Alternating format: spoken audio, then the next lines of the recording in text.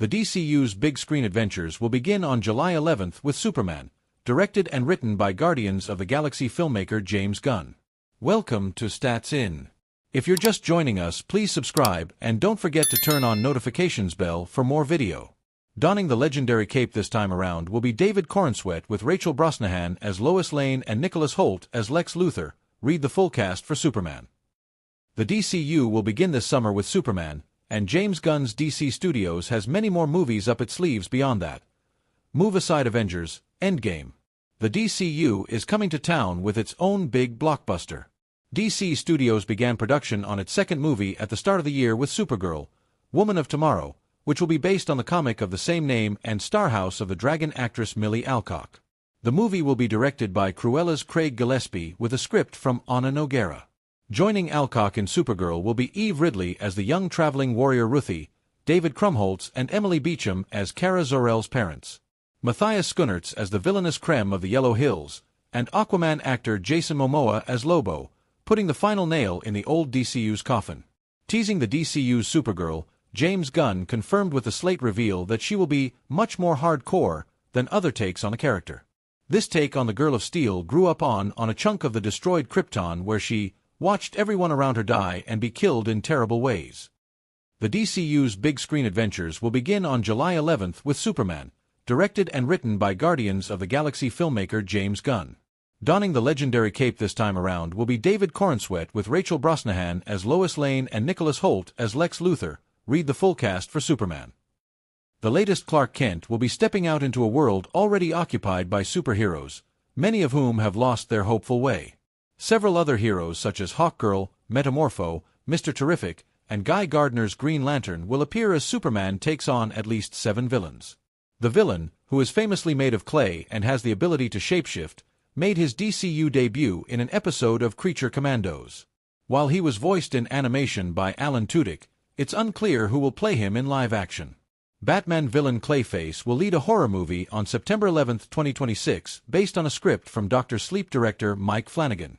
Despite taking place in James Gunn's DCU, the Batman director Matt Reeves will produce. Currently, no writer or director is attached to the authority, but as James Gunn called it a passion project during his DCU slate reveal, many have speculated he will take it on as his next movie after Superman.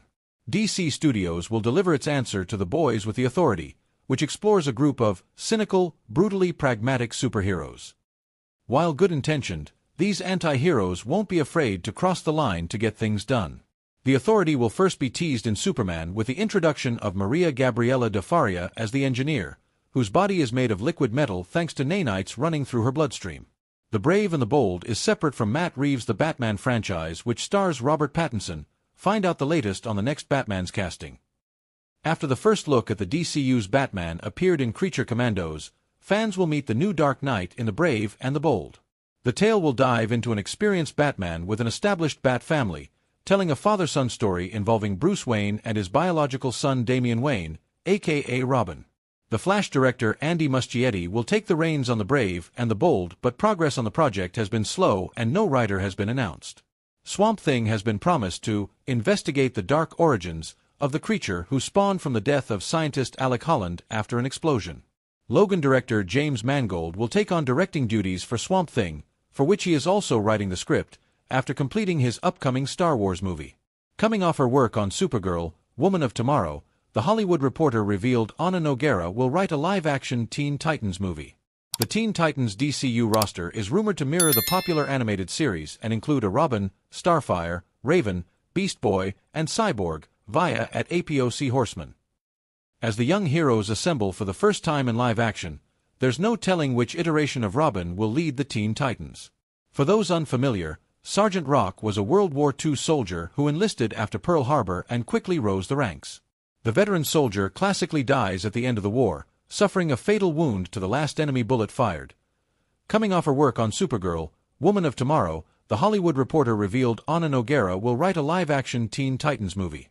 The Teen Titans DCU roster is rumored to mirror the popular animated series and include a Robin, Starfire, Raven, Beast Boy. The old versus new Superman debate that pits David Corenswet and Henry Cavill against each other will certainly overstay its welcome, and with every new bit of information, it's only going to get intense. Welcome to Stats In. If you're just joining us, please subscribe and don't forget to turn on notifications bell for more video. The recent topic of debate is the DC character's bond with the Sun, which has always been central to his narrative. The contrast between how Zack Snyder's and James Gunn's versions of the superheroes heal themselves speaks volumes. The latter has gone for a complete shift in his interpretation, so let's look at how these two differ. David Corenswet's Superman heals with high-tech sunlight, while Henry Cavill's uses raw power. Here's how their approaches define each version. We see the Fortress of Solitude emerge, the superhero's headquarters, away from civilization. Krypto tugs on his cape and brings him inside, where a squad of cape-clad advanced robots is ready to receive and treat him. The latest sneak peek of David Corenswet's Superman features a starkly different vision from what we've previously seen. James Gunn opens the scene with our injured hero, who's crashed and landed on the ice, possibly after a battle. He whistles for Krypto the Superdog, who rushes for his aid and begins to drag him. In Man of Steel, we saw Henry Cavill's Kal-El facing overwhelming odds without a safety net. At the moment, he had no access to the Fortress of Solitude and no superpowered allies. His most defining scene came during the World Engine battle, when he was overpowered and brutalized by the terraforming machine's gravity beam. They use concentrated sunlight to heal Superman, and these rays seem to be simulated by Kryptonian technology that bathes him in restorative solar energy. It's evident that Gunn is embracing the whimsical and inventive side of the superhero lore, focusing on world building and not just the character. The way they healed in their respective universes tells us everything about the intention and the story being told. Where Cavill is more like a mythic figure and lone warrior, Corenswet's iteration suggests that he is part of a world where his heroism is supported by friendship, advanced science, and a superpowered dog. So, Gunn's Superman isn't just a reboot, but a tonal reinvention. He seemed broken and alone until a ray of sunlight pierced through the storm clouds. This scene plays out like his rebirth, where he absorbs the solar energy and recharges his cells in real time.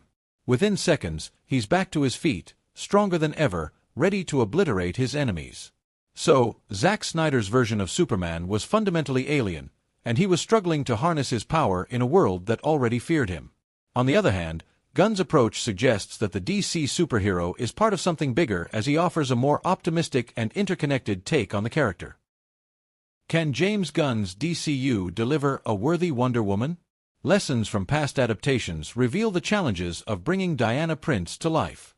Welcome to Stats In. If you're just joining us, please subscribe and don't forget to turn on notifications bell for more video. Gal Gadot's Wonder Woman was one of the most iconic and powerful heroes in the DCU. She played a demigoddess and Amazonian warrior princess who hailed from the island of Themyscira. Leaving behind her secluded paradise, she confronted evil and became a founding member of the Justice League. Wonder Woman has always been a tricky character to adapt, and over the years, we've seen Gal Gadot don the iconic armor in Batman vs. Superman and her solo films. Now that a new era of DC has begun, with James Gunn at the helm, will he learn from his predecessors? Gadot's run as Diana Prince seems to be over, and Gunn is ready to recast, but will that be enough? Joss Whedon's words seem like a warning to upcoming adaptations of the character. So, as Gunn leads DC's future, he can't afford to ignore the lessons of the past. So far, only Jenkins has succeeded in framing the character as a period piece with superhero action, World War I history, and her origin story. So now James Gunn must decide if he wants to keep Wonder Woman in the realm of grand and cinematic spectacle or take the humble approach instead. So, in an interview with Entertainment Weekly, Joss Whedon wasn't exaggerating when he called Wonder Woman a difficult character to adapt. Long before